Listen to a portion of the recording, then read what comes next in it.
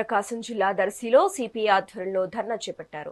రాష్ట్ర వ్యాప్త పిలుపులో భాగంగా దర్శిలో పేదలకు ఇళ్ల స్థలాలు, సామాజిక పెన్షన్లు, రేషన్ కార్డులు ఇవ్వాలని ఎంఆర్ఓ ఆఫీస్ ఆందోళన చేపట్టారు.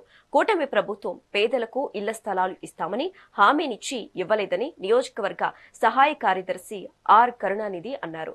అద్దె ఇళ్లలో ఉండే వారికి ప్రభుత్వమే అద్దె చెల్లించాలని డిమాండ్ చేశారు. టీడీపీ ప్రభుత్వం సూపర్ 6 హామీలను అమలు చేయాలన్నారు.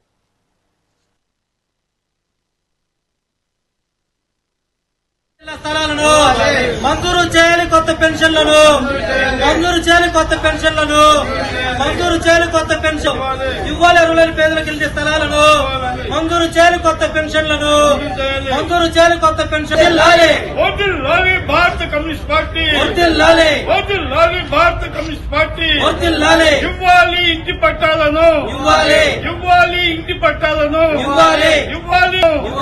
ఇవ్వాలి, పక్కా గృహాలను ఇవ్వాలి, కాలనీలను